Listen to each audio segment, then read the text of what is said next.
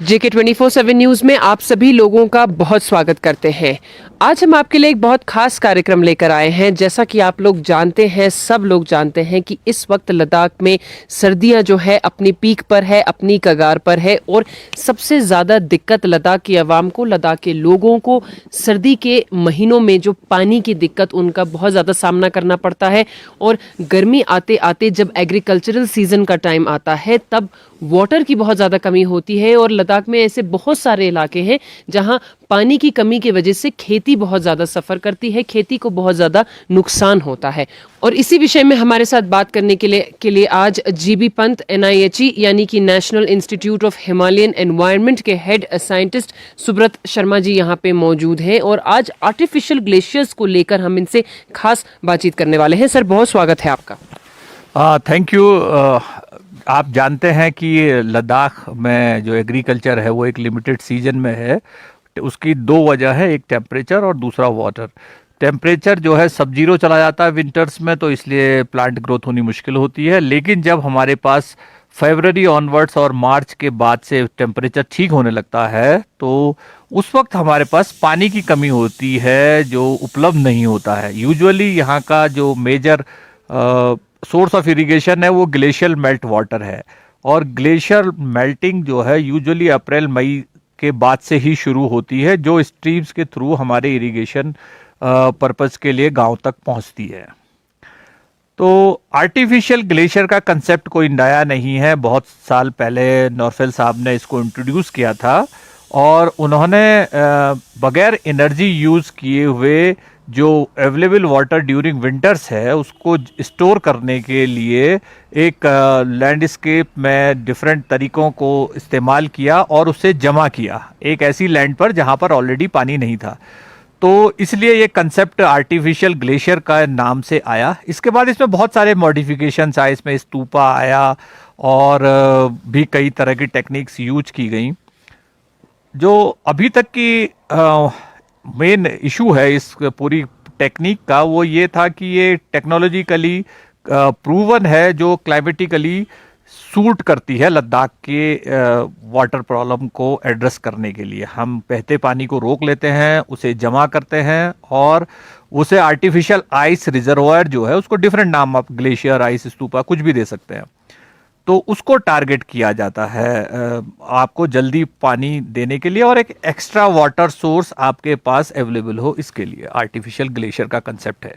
जी sir, ये आपसे जानना चाहेंगे कि जीबी पंत NIHE जो है बहुत सारी और चीज़ों पर भी काम कर रही है। जैसे हमने पहले कई हमारे एपिसोड्स में आपके रूरल टेक्नोलॉजी सेंटर को भी कवर किया है। ये आपसे जानना चाहेंगे कि आर्टिफिशियल ग्लेशियर्स पर आप लोगों ने कब काम करना शुरू किया और ये प्रोजेक्ट आपने टेकअप करने के बारे में कैसे सोचा सर?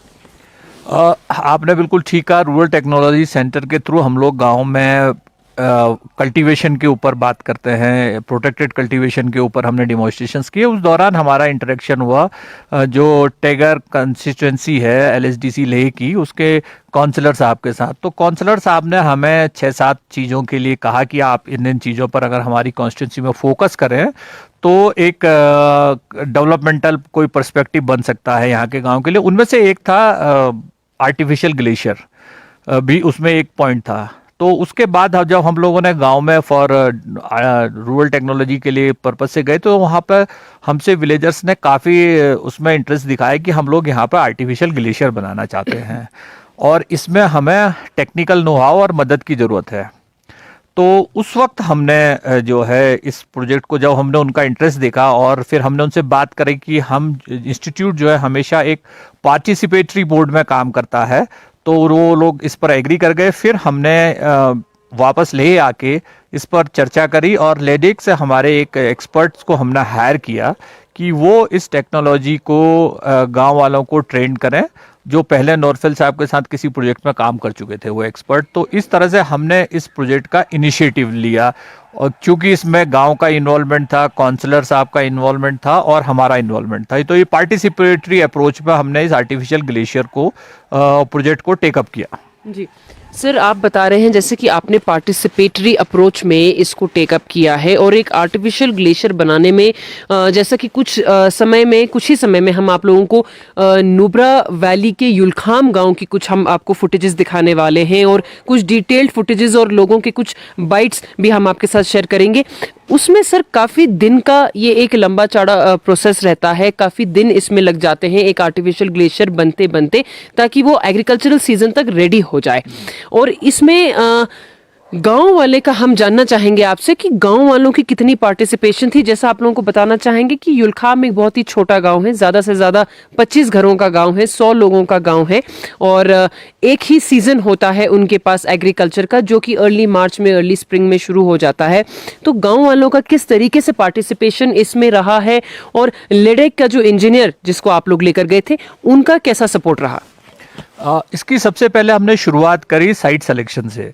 हमें जब लेडेक के हमारे जो एक्सपर्ट थे वो हमारे साथ गए और हम लोगों ने गांव वालों के साथ एक प्रिलिमिनरी सर्वे किया, उसमें एक जगह आइडेंटिफाई की। और वो मजे की बात है कि ट्रेडिशनल विजडम या लोकल नॉलेज बहुत इंपॉर्टेंट होती है।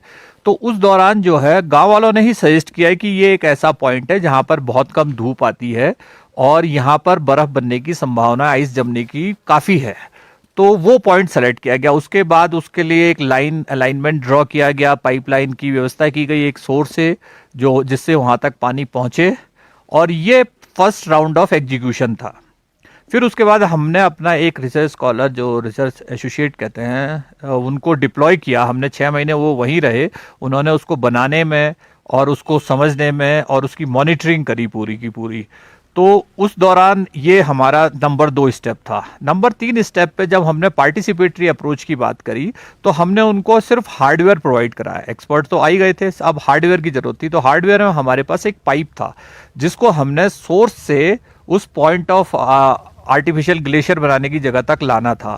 तो मैं आपको ये शेयर करना चाहूँगा कि अगर लोकल नॉलेज अडॉप्ट की जाए और उसको इनकॉर्पोरेट किया जाए तो हम काफ़ी सस्ते में कर सकते हैं ये काम।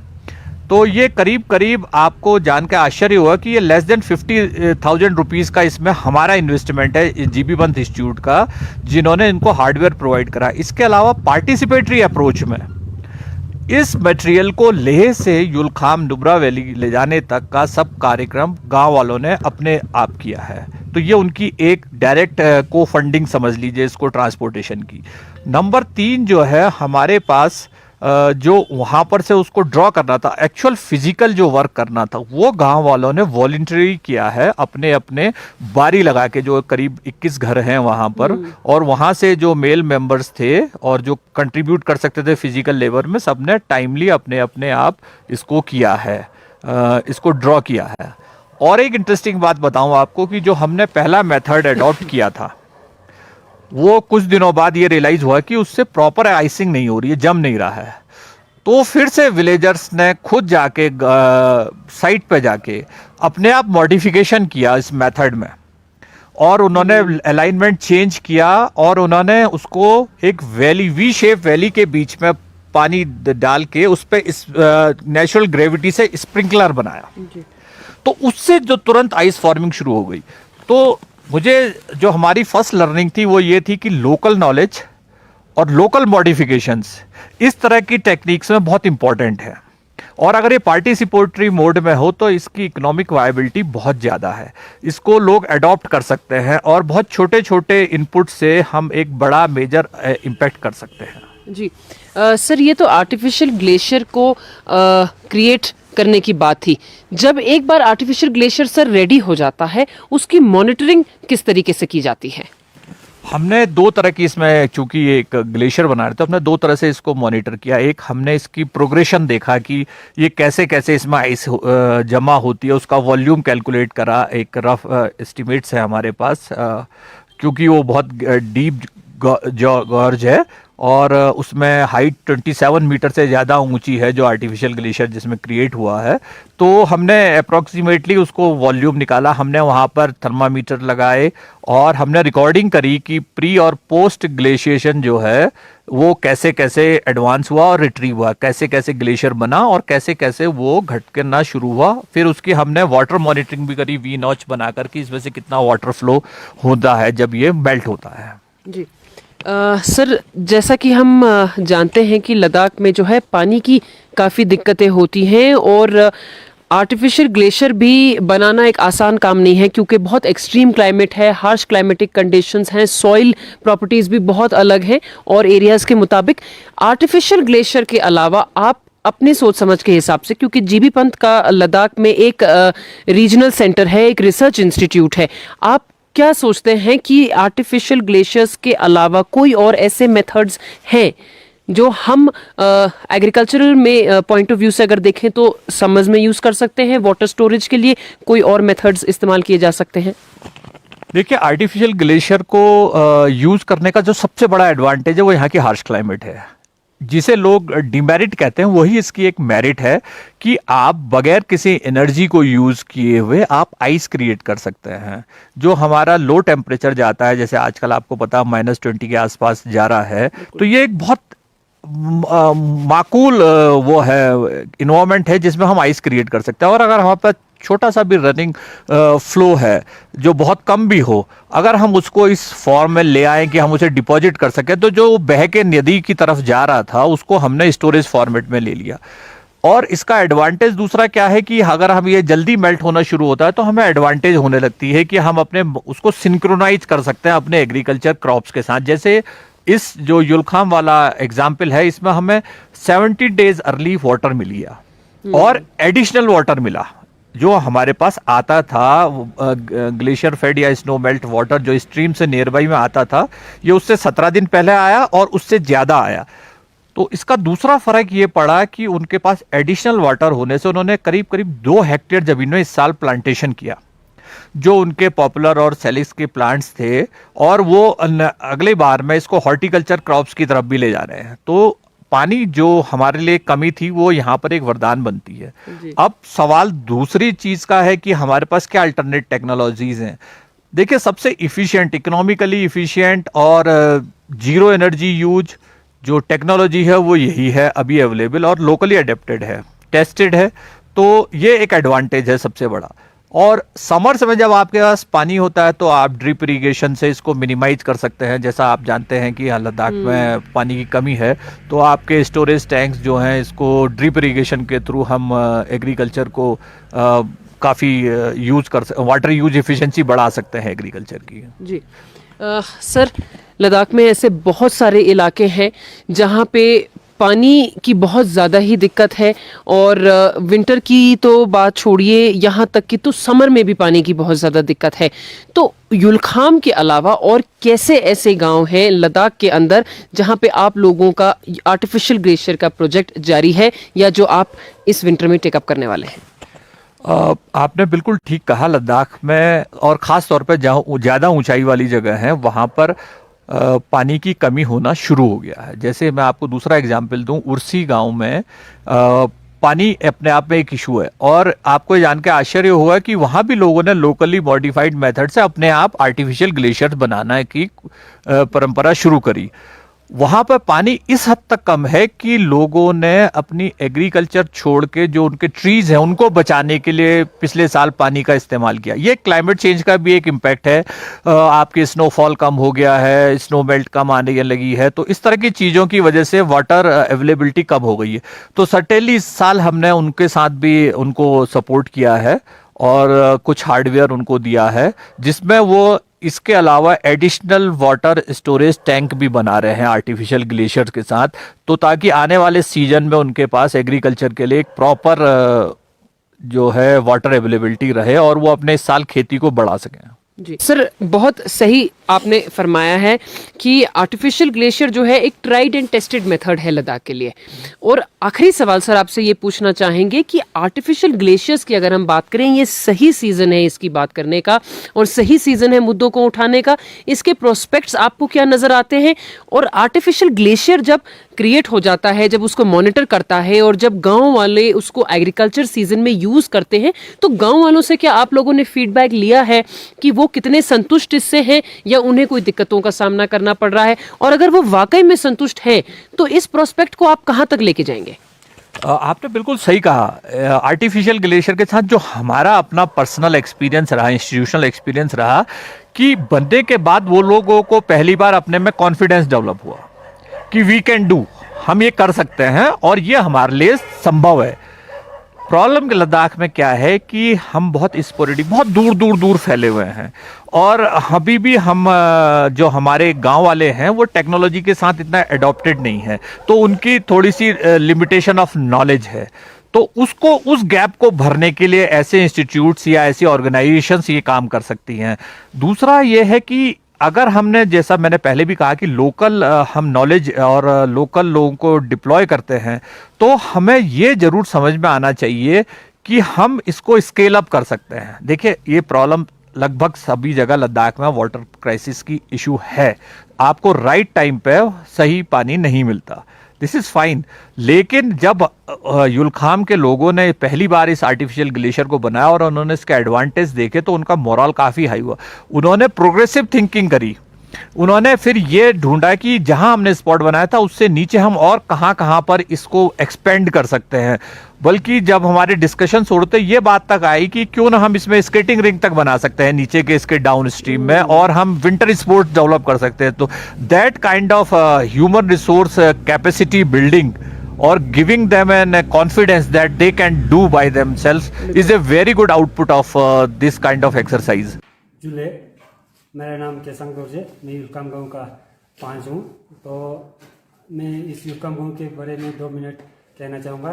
हमारे गांव में पानी का बहुत समस्या है, तो इसलिए हमने यहाँ पे ग्लेशियर बना रहा है। उसकी मदद से हम यहाँ पे पानी लाने की कोशिश कर रहे हैं।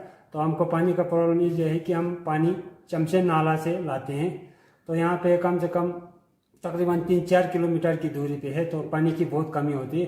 क्योंकि जून एंडिंग तक पानी का बढ़ना शुरू हो जाता है, तो तब तक हमारा खेती बाड़ी जो है ख़त्म हो जाता है। क्योंकि हमने अप्रैल में पौधा लगाना शुरू हो जाता है, अप्रैल एंडिंग तक हमारा जो हल चलाना है, जो बीज पौधा जो उगाना है, सब खत्म हो जाता है। तो इसलिए हमको पानी की बहुत प्रॉब्लम होती है। तो इसलिए हमने इस साल बहुत मेहनत करके हमने ये ग्लेशियर बनाया है।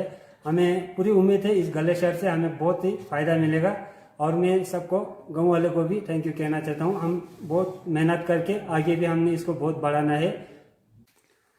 तो फ्यूचर में हमने जो यहाँ से आर्टिफिशियल ग्लेशियर से पानी ला रहा है, उसके लिए हमने ये पूरा सूखा जो पहाड़ी है उस पर हमने पौधा लगाना है। जो जैसे भी ऐसे पानी आने से खुद ब खुद कई किस्म का पौधा उग जाता है, तो हमारे लिए गाय बकरी जो चीज़ खाने के लिए बहुत ही फ़ायदा होता है।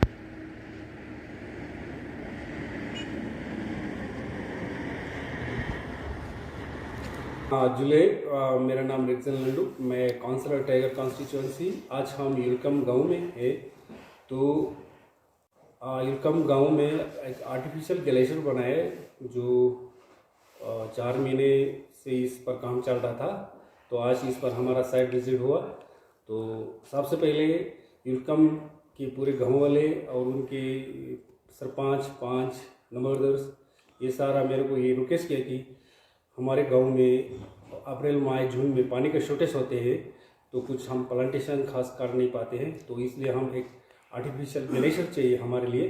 तो ये इश्यूज लेकर मैं आगे जीबी पान के ऑफिस में डॉक्टर सुब्रत शर्मा जी से मिला, और उनके साथ डिस्कस हुआ कि कैसे हम युलकम गांव वाले को थोड़ा बहुत पानी का सुविधा कर सकते हैं, जिसमें अप्रैल मई में उनके स्विमिंग सीजन में ये लोग प्लांटेशन कर सके और आगे अपने खेत के लिए थोड़ा पानी का सुविधा और ज़्यादा कर सके। तो इसमें हम गांव वाले के साथ मिल के 2-3 बार मीटिंग हुआ।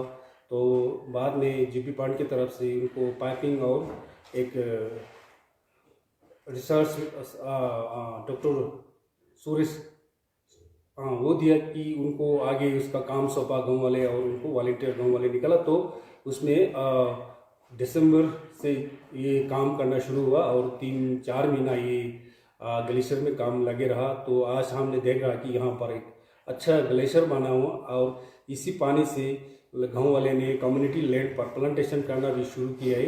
तो इसमें जीपी पान इंस्टीट्यूट का बड़ा सहयोग रहा। तो मैं थैंक्स करना चाहता हूँ। और गाँव वाले को भी बहुत बहुत मुबारक, उन्होंने भी इनिशिएट लेकर बहुत मेहनत से 4 महीना इनके साथ मिलके इन कोलैबोरेशन काम किया।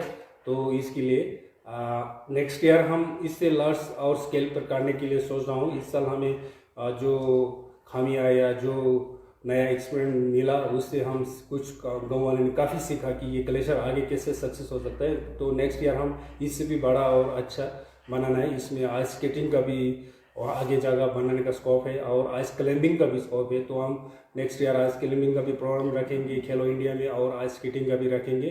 तो वंस अगेन सबको थैंक्स जुले।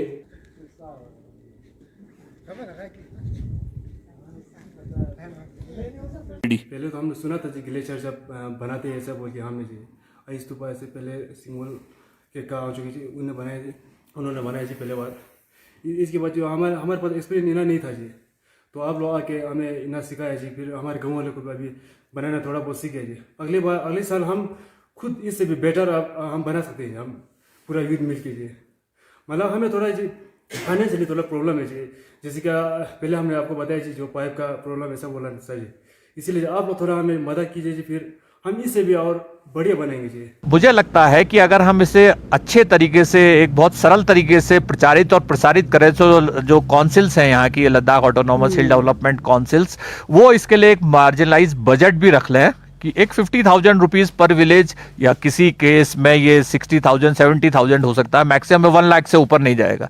तो इस काइंड का इन्वेस्टमेंट अगर गांव के साथ हो जाता है और उनके एग्रीकल्चर प्रोस्पेक्ट्स बढ़ जाते हैं, उनकी ह्यूमन रिसोर्स कैपेसिटी बढ़ जाती है, उनके सोचने की क्षमता बढ़ जाती है कि हम और क्या क्या कर सकते हैं, तो ये एक बड़ा ह्यूज इन्वेस्टमेंट होगा लद्दाख के डेवलपमेंट के लिए। जी सर, हमारे साथ बातचीत करने के लिए बहुत शुक्रिया आपका। धन्यवाद, थैंक यू वेरी मच। जीवी पंत NIHE के हेड साइंटिस्ट सुब्रत शर्मा के साथ हमारी बातचीत हो रही थी। और जैसा कि आप लोग जानते हैं कि आज के खास कार्यक्रम में आर्टिफिशियल ग्लेशियर्स के ऊपर हमने बात करी है। बिल्कुल जैसा मैंने पहले भी कहा है कि यही सीजन है जहां पर हम आर्टिफिशियल ग्लेशियर्स की बात कर सकते हैं। एक बहुत अहम चीज जो आप लोगों के नोटिस में लाना चाहती हूँ कि ये सर्वाइवल नहीं है तो क्या है। पानी जो एक इंसान की, एक सोसाइटी की, एक कम्युनिटी की बहुत ही बेसिक एक नीड है, पानी। जब पानी की ही इतनी ज़्यादा दिक्कत होगी एक एरिया में, तो लोगों का सर्वाइव करना कितना ज़्यादा मुश्किल है। और यही सर्वाइवल है कि सारे गांव वाले मिलकर आर्टिफिशियल ग्लेशियर्स को किस तरीके से क्रिएट कर रहे हैं, वॉलंटरी किस तरीके से वर्क कर रहे हैं और एकजुट होकर किस तरीके से अपने एग्रीकल्चर को बचाने के लिए और अपनी एग्रीकल्चर प्रैक्टिसेस को कंटिन्यू करने के लिए पानी के नए नए सुझाव और नए नए उपाय ढूंढ रहे हैं। इसी को सर्वाइवल कहते हैं। कहने को सरकार द्वारा जल जीवन मिशन यानी कि हर घर जल के कुछ प्रोग्राम्स भी जारी हैं, जहां पर कुछ गांव में हमें सक्सेस रेट देखने को मिला है और कुछ गांव में बिल्कुल भी जल जीवन मिशन के प्रोग्राम्स बिल्कुल सक्सेसफुल नहीं हैं। लेकिन आखिर में हम इसी बात पर आते हैं कि लद्दाख में, पूरे ही लद्दाख में और खासकर हायर रीचेस में, हाई ऑल्टीट्यूड विलेजेस में पानी की बहुत ज़्यादा दिक्कत है। और पानी की दिक्कत होने की कारण की वजह से एग्रीकल्चर प्रैक्टिसेस पर बहुत ज़्यादा असर पड़ता है, जिस वजह से आर्टिफिशियल ग्लेशियर का मेथड जो है सबसे बेहतर पाया जाता है। और साथ ही में ये भी आज जीवी पंत द्वारा कहा गया है कि क्योंकि आर्टिफिशियल ग्लेशियर्स का मेथड जो है बहुत ही बेहतर पाया जा रहा है, बहुत एफिशिएंट पाया जा रहा है और इसमें LAHDC का भी जो है कंट्रीब्यूशन और LAHDC का सपोर्ट बहुत ज़्यादा ज़रूरी है। बने रहिए, लगातार अपडेट्स आप लोगों तक पहुंचाते रहेंगे। तंजिन दोरजे के साथ मैं जैनब संधू, JK 24/7 न्यूज़ के लिए लेह लद्दाख से।